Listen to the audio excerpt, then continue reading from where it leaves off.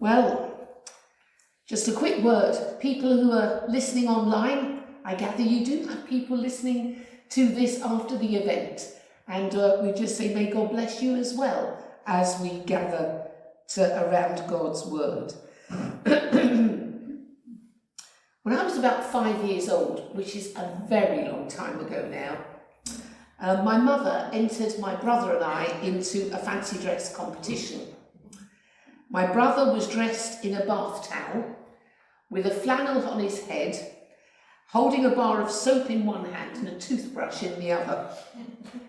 I was dressed in white with a halo on my head, and we had signs on our back saying, "Cleanliness is next to godliness." And lots of people used to think that, didn't they? If you were a bit grubby round the edges, then you can't actually be very godly. And actually what Jesus is trying to say here, that's just not true. Actually, you can look very holy and clean on the outside, but it's what's going on in the inside that really matters. So, let me put this in context. The big guns had come down from Jerusalem as Jesus was teaching. The religious elite, the bishops, the archbishops, I'm not saying that they are like that today, but I'm just saying that in their day, but they actually had political power, so they were very powerful people. And they criticised Jesus, and they criticised his disciples for not washing their hands properly.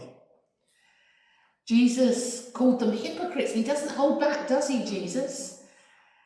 Because he says, you pretend to honour God with all this hand washing, but you don't do the stuff that really matters, like loving people, caring for the poor and things like that.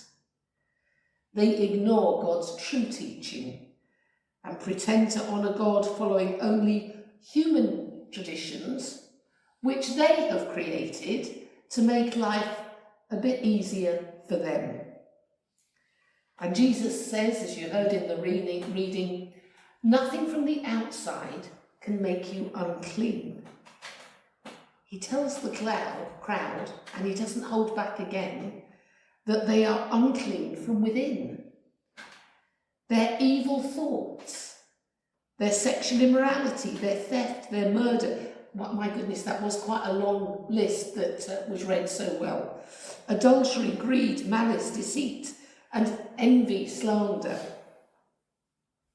Can you imagine someone saying that to the House of Bishops today? Wouldn't go down ever so well, would it?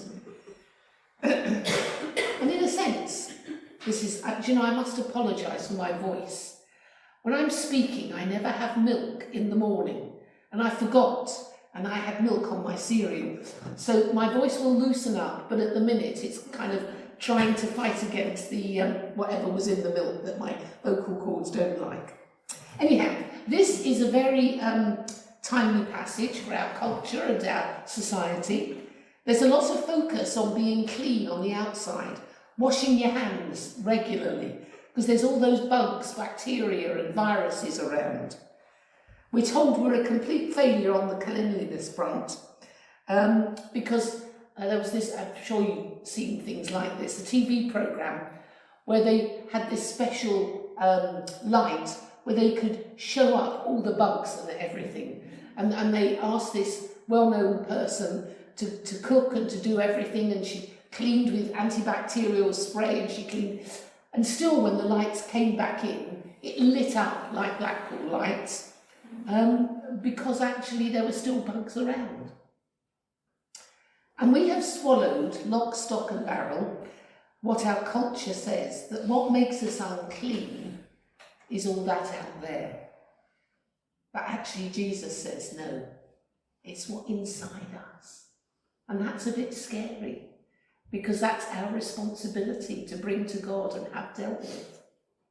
Jesus is talking about spiritual uncleanness, about and comparing it to the false cleanliness, the empty rituals of the Pharisees. So, as the reading said, one cause of the conflict between Jesus and the religious elite was the tradition of the elders, all the rules and regulations that had been added to the Bible. All the little things that you think might be in the Bible, but they're not at all. But they just get, oh, you must dress smart to come to church. Excuse me. Oh, you must do this, that and the other.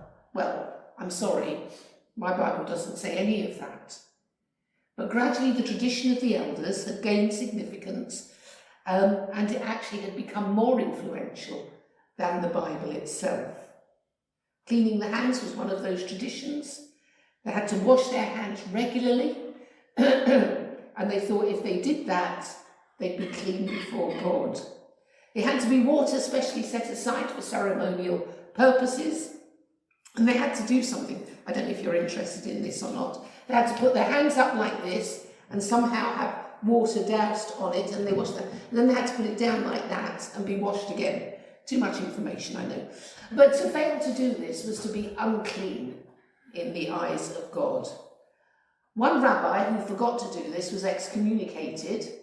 Another rabbi who was in prison used his meagre prison ration of water to wash his hands and died of thirst. So you can't win, can you?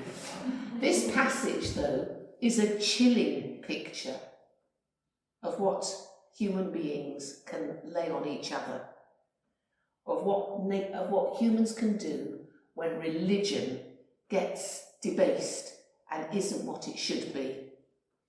At this point in history, the Jewish institutional faith is at its lowest and most degraded. Those who had had the most privileges of being the chosen nation, of having the law and the prophets and everything else, had squandered and abused their privilege.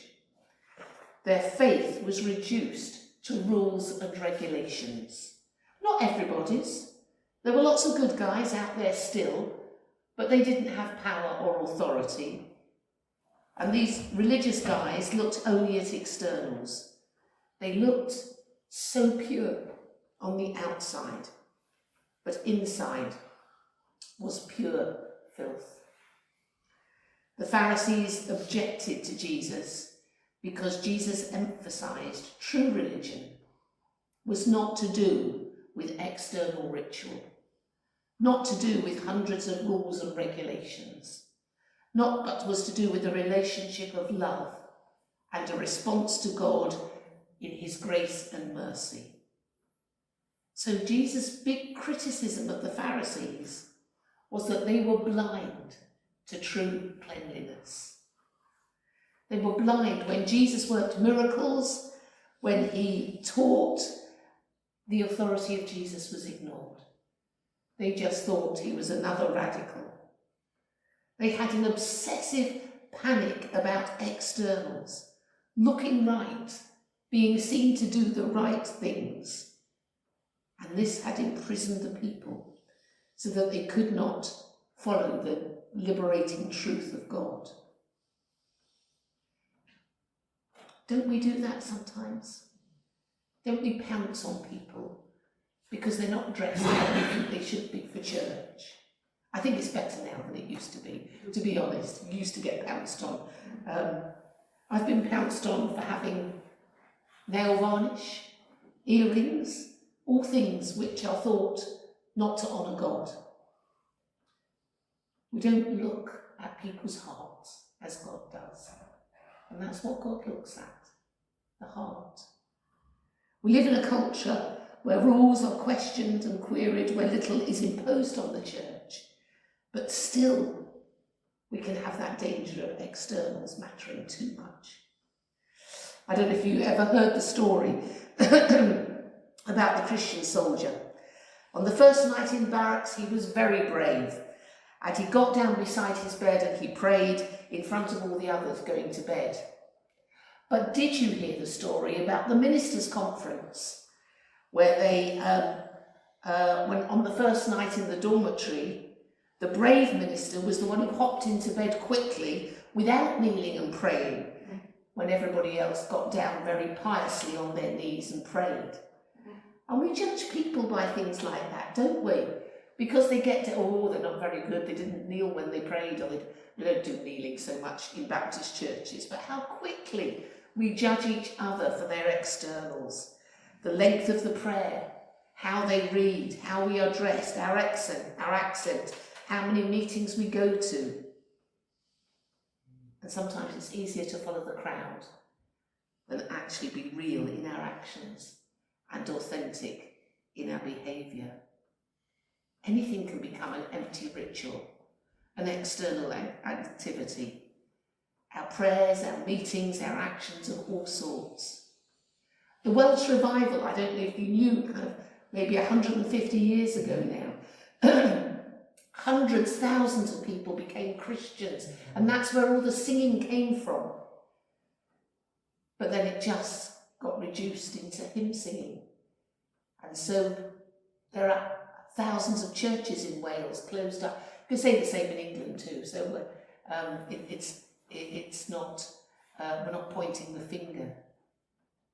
When our practices, when what we do points to God and keeps us in harmony with our Maker, then they're good.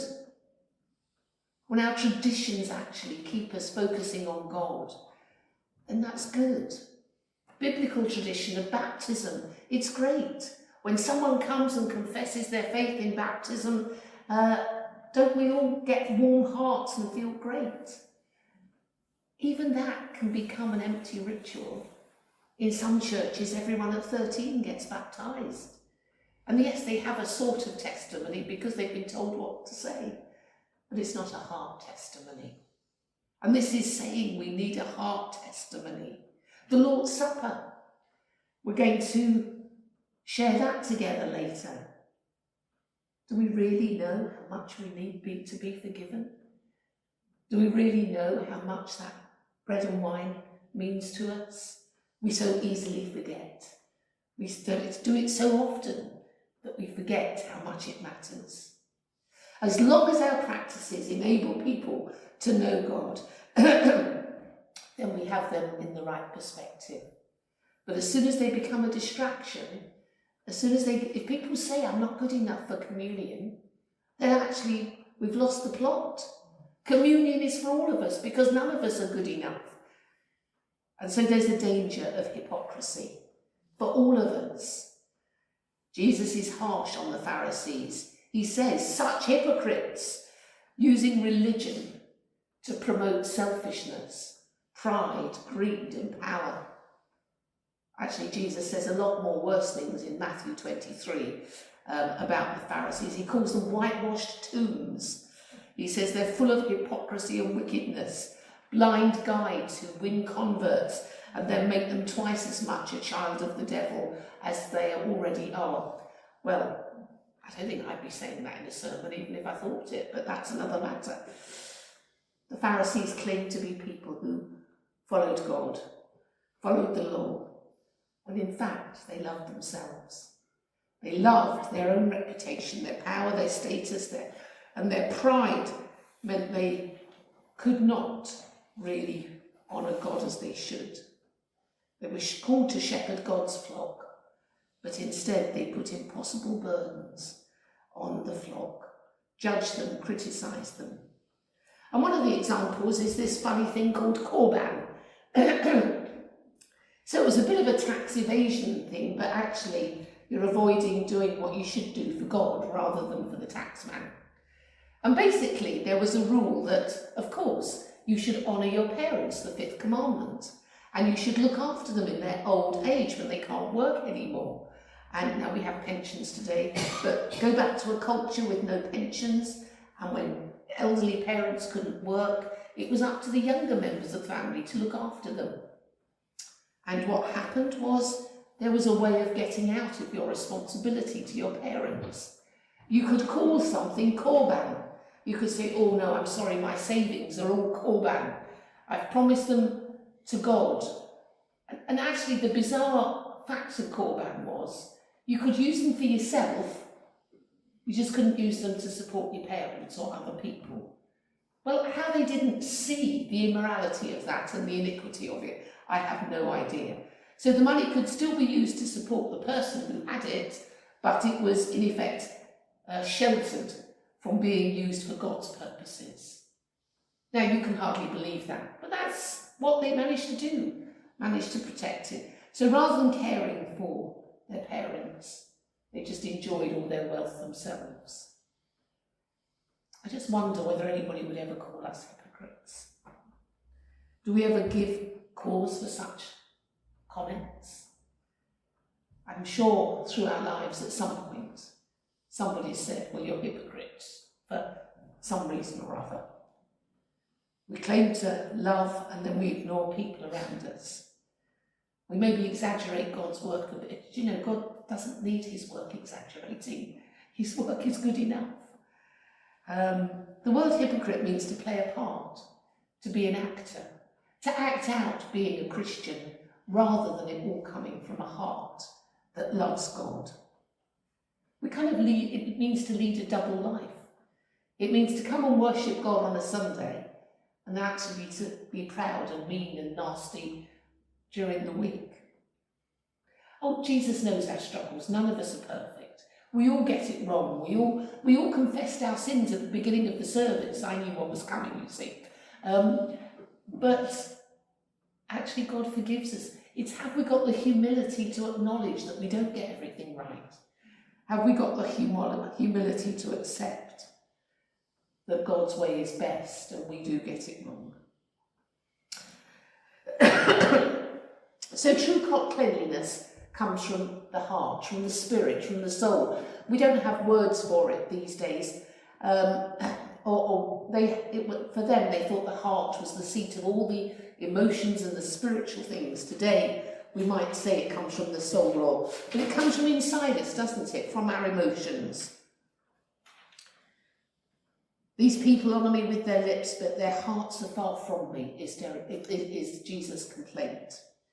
They worship me in vain. Their teachings are mainly human rules. God wants a genuine response, not just duty.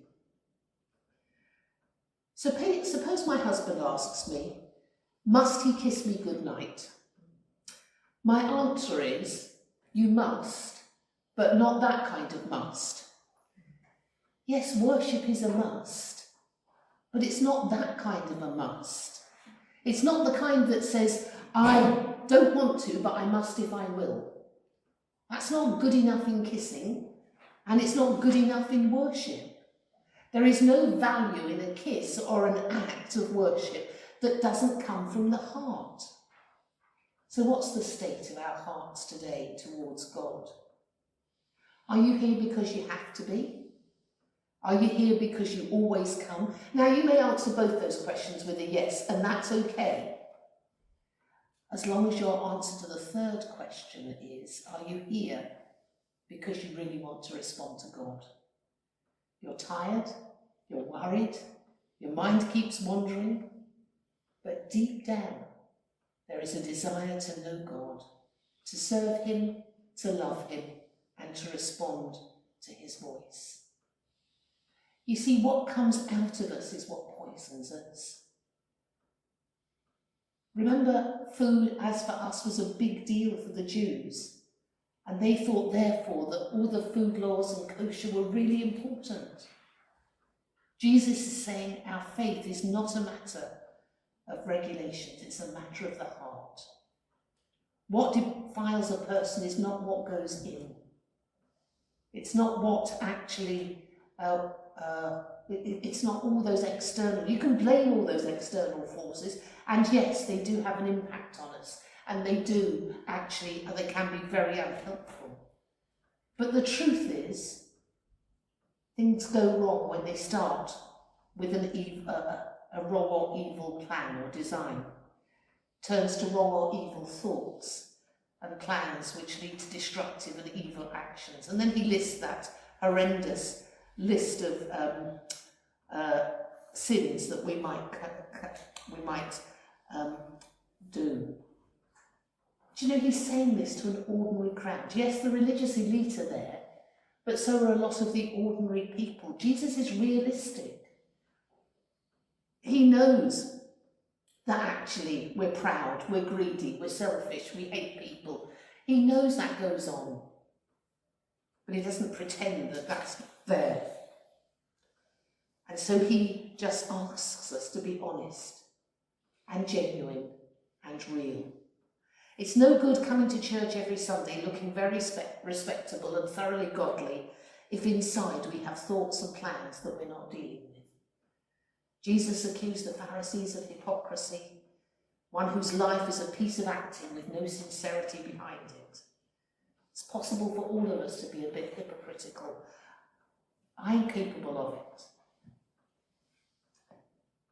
So we need to acknowledge that spiritual life, church attendance, Bible reading, giving, prayer times, all of those are possible without a heart that says yes to God. How our heart is before God is what really matters. So in a world obsessed with cleanliness on the outside, this passage is a reminder of something much more important: inner purity. Traditions can be good when they point to God and to his truth, but actually external rituals can just imprison people. We need to check ourselves. We need to seek an openness to God that is transparent and an honesty with each other about spiritual issues. It's the heart that matters. God looks to us this morning for a response of love, humility, and gratefulness.